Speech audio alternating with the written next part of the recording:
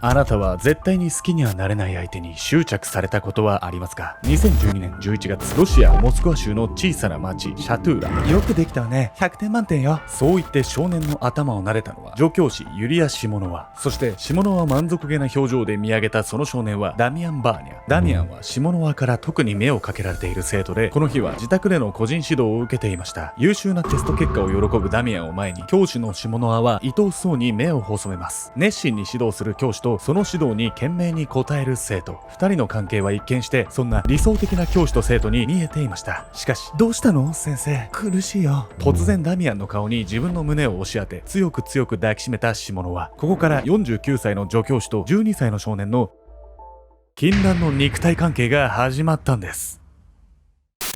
12歳の少年と禁断の関係を持ってしまった49歳の助教師。禁断の恋に身を投じた2人の運命はいかに。何より恐ろしいのは、この2人が現実に戻った後の結末だったんです。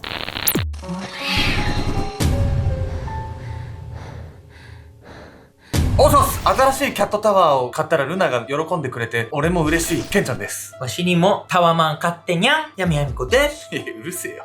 タワーキャットでしょ。わしにはタワマン買ってよ。お高く止まっちゃってさ。納得女子よ、私は。でもほんと可愛いんすよ。あ、私がルナがね。キャットタワー買ったら、今じゃもう一番上に登って、ほんと可愛くて。次は DIY ね。DIY とかちょっとその時間ない。賃貸でも開けられるピンとかをやってさ、段を作ってあげてさ。そんなんやんなったらもうバーベキューしちゃうわ。キャンプしちゃう、キャンプ。キャンプ？アルゴメトリーキャンプ企画やろうぜみたいなのあったじゃん。あった。あれやりたくない？私たち企画が走っては潰れていくんだから。潰れてない、やらないだけ。やらないだけ。そう。潰れてはない。潰れてはない。走ってはいる。ずっとペンディングしてる。ずっと保留になってるよ、俺ら。やるっつったらじゃあやる？もうやりたい。どうする格好？いや、やっぱバーベキューだから。これじゃない？やっぱ。臭くなるわよ、ずっと。いえ。裸エプロンでしょ。マジであり。決定で。二人して裸エプロンでバーベキューやって。本当にこのチャンネル終わるわ。本日ご紹介するのは、教師と生徒が肉体関係に陥ってしまったがために起きてしまった事件についてなんです。いや、なんかアルゴメトリでさ、何件かこの教師とさ、教え子みたいなので引き寄せた事件紹介してるけど、そんな件数あるのってぐらい事件あるのね。あんま聞かないけどね、身の回りじゃね。いやでもですよ、高校の時好きな先生いませんでした？好きはあるわよ。でもなんか卒業した後とか結構聞きますけどね。僕の知り合いとかもなんか卒業した後、結婚とかしたりとかね。それは聞いたことある。まあ、在学中はってか普通犯罪っすよね、確かね。そう。実はね、当時2人の関係っていうのは理想的なものに見えていたんです。しかしそこからね、どうやって2人の歯車は狂い始めてしまったんでしょうか。特別な生徒。2010年12月、ロシアの首都モスクワの東に位置する町シャトゥーラ。一人が風邪をひけば町中に広まってしまうような小さなこの町の小学校に響いていた美しいソプラノの声。はい、この問題がわかる子は前へ出てらっしゃい。その声の主はユリア・シモノワ。教師歴25年、保護者や学校からの信頼も厚く、生徒からも非常に慕われていた教師でした。2度の離婚歴を持つシモノワは私生活も多忙を極めるシングルマザー。その忙しさにかまけず、親身になって生徒に接するとても心優しい教師として知られていたんです。ただ、そうやって長い教師生活で信頼を積み上げてきたシモノワも、この数年はこれまでとは少し違う様子を見せていました。シモノワの問いかけに反応し、黒板へ回答をかけにやってきたその生徒はダミアン・バーニャ。迷いなくスラスラとチョークを走らせるダミアンの姿に、シモノワは満足げにうなずきます。やっぱりダミアンは天才よ。そう、ダミアンはシモノワがこれまで教えてきた生徒の中でもズバ抜けて優秀。頭の回転が速く、記憶力がいい上、努力も怠らない彼は教えられたことをみるみる吸収していきます。優秀な生徒を持つことに快感を覚えたシモノワは、授業時間が過ぎても喜んでダミアンに勉強を教えました。さらに授業では彼にあえて難しい問題を解かせ、クラスメートが一目置く様子を見て楽しんでいたんです。なんかもう一人だけひいきしてるみたいでさ、嫌な感じじゃない？なんかそんな慕われるようないい先生なのこの人。ダミアンみたいな優秀な生徒が現れてね、変わってしまった部分はあるかなとは思いますね。そして2人の関係はシモノワがね、ダミアンの担当を外れた後も続いていくんです。ロシアの義務教育は11年生、6歳から4年間の初等普通教育が始まり、その後は基礎普通教育、最後に中等普通教育へと進みます。このうちシモノワが担当しているのは初等普通教育の課程。ダミアンが11歳を迎え、次の課程へ進学すると、彼はシモノワの生徒ではなくなりました。しかし、それでもダミアンに勉強を教えたかったシモノワは、そこから自発的にダミアンの家庭教師を受け持つように。先生のおかげで学年1位になったよ。いつもそうやって嬉しそうにシモノワに成績の報告をしてくるダミアン。シモノワにとってはその笑顔と言葉が何よりの見返り。彼の笑顔が見られるならと、シモノワは家庭教師も無料で引き受けていました。もっとダミアンを喜ばせたい。もっとよ。やっぱりおかしいわよ、これ。だって、ダミアンにだけ無料で教えてたわけでしょ。エコひいきじゃない、完全に。エコひいきしてるってだけでもね、問題になりそうではあるんですけれども、この後やばくなっていくのは、シモノはね、ダミアンにね、この先どんどんね、特別な感情を抱くようになっちゃうんですよ。ダミアンが基礎普通教育に進学し、1年ほど経った頃、その日もシモノワは彼の部屋へ勉強を教えにやってきていました。シモノワとダミアンが密室で2人きりに過ごすこの状況も、もはや見慣れた光景。しかし、そうやって教え子と2人きりの時間が増える中で、シモノワの様子は以前とは変わってきていました。ダミアン、この1年ですっかり大人になったわね。一段と低くなった声に、服の上からでもわかる腕や肩の筋肉。成長したダミアンは、大人の男性の色気を見え隠れさせるようになっていました。そうやって食い入るようにダミアンをじっと見つめていたシモノワ。ダミアンはふと彼女のその視線に気がつき、不思議そうに尋ねます。どうしたの先生。そして彼がそう言い放った次の瞬間、シモノワはダミアンを抱きしめていました。先生、苦しいよ。先生。状況を飲みきれず、最初こそそうやって抵抗していたダミアン。しかし思春期を迎えた彼は、自分を包み込む女性の柔肌に好奇心を抑えきれず、そのままシモノワと体を交えてしまいます。こうして12歳のダミアンと49歳のシモノワの禁断の関係が始まったんです。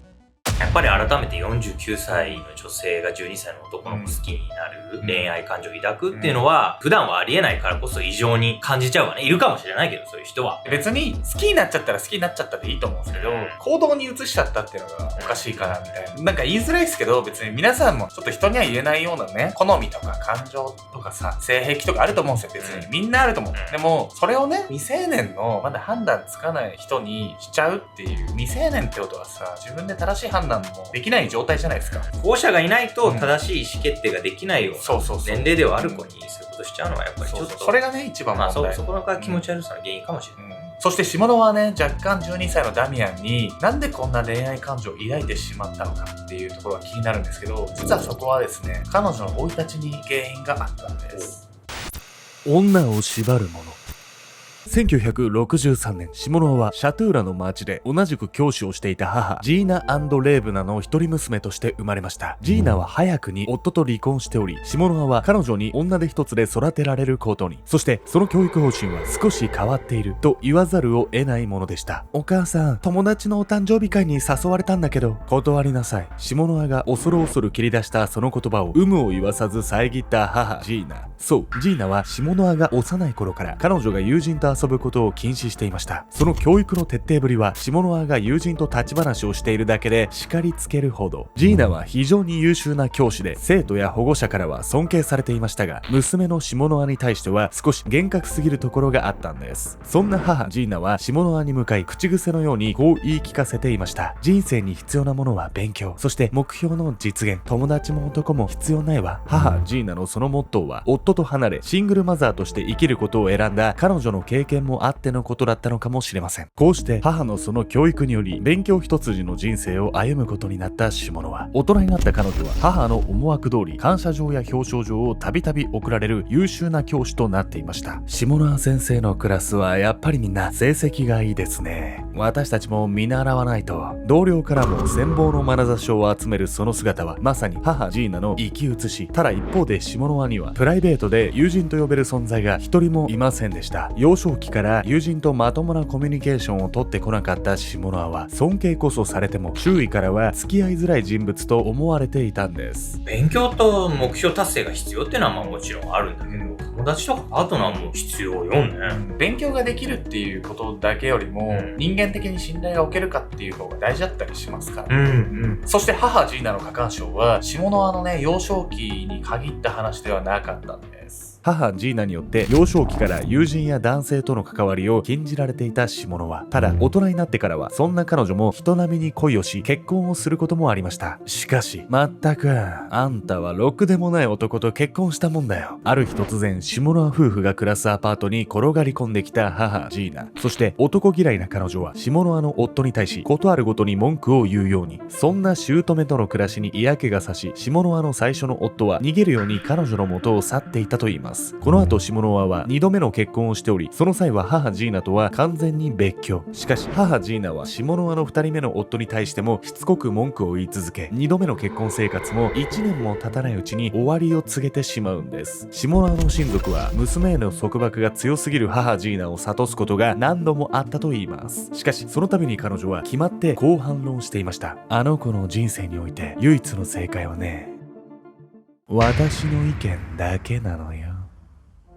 親の意見って本来はさ、子供が困った時にサポートしてあげるみたいなのが一般的というかメインな役割じゃない。それをジーナはさ、強制よね。自分のやりたいように自分の都合に合わせてやらせてる強制でしかないと思うよ。てかもう子供じゃねえし、もう成人してるしみたいなね。一般的にこんなね、母ジーナみたいな過干渉の親のことを支配型毒親と言うんですよ。ここで本日のメトロキーワード、支配型毒親について。支配型毒親とは、子供に自分の考えを強要する毒親のこと。子供の趣味や交友関係など何にでも口を出し、成人してからもそうした接し方が変わらないケースが多いんです。支配型毒親の多くは、その異様な束縛に子供が反抗すると、親が子供の心配をして何が悪いなどと罪悪感で言うことを聞かせようとするんです。支配型毒親に育てられた子供は、自分の意思で物事を決めた経験の乏しさから自尊心が低くなる傾向にあるんです。そのため自分の価値を見出せず、周囲の人に必要とされることで存在意義を図ろうとするんです。シモノワにとって教師として自分を必要としてくれるダミアンは、彼女の低い自尊心を満たしてくれる存在。おそらくシモノワは彼に必要とされることに依存するうち、特別な感情まで抱くようになってしまったんです。あるあるだけど、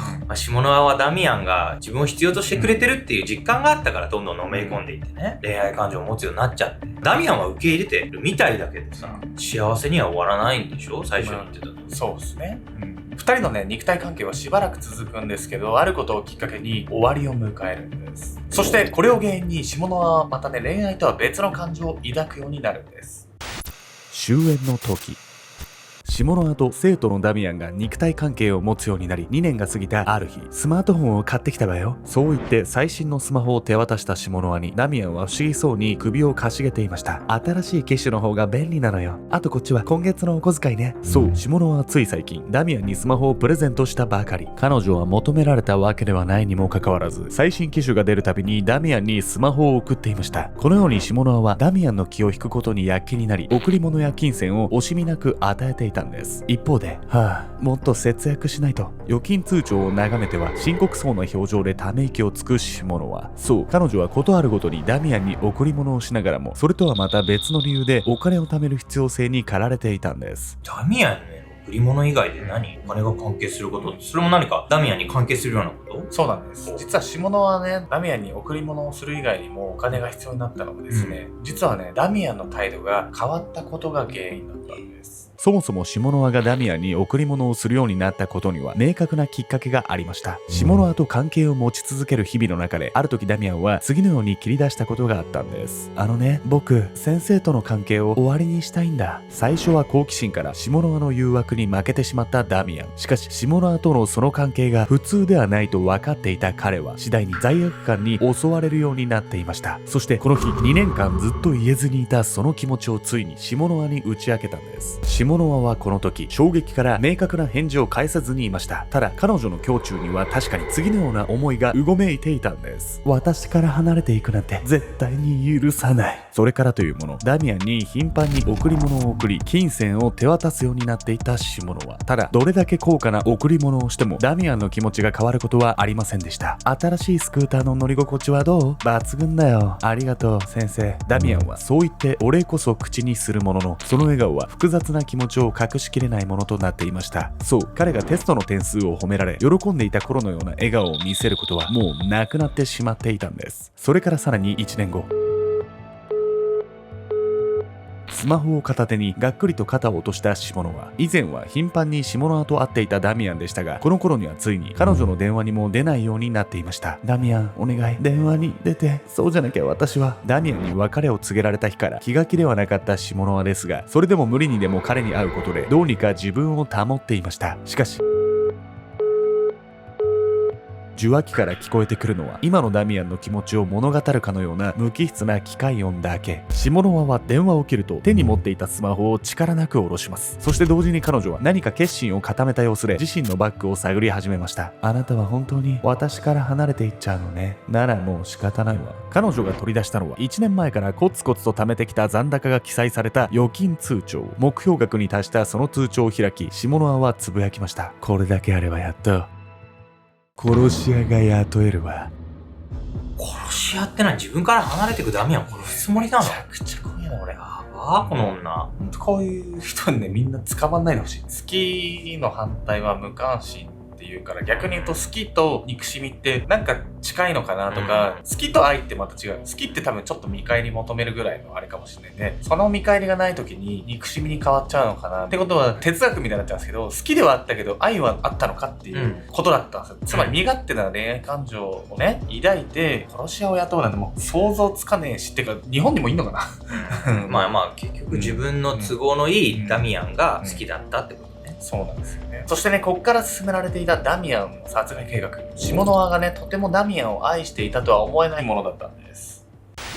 愛憎の果てに。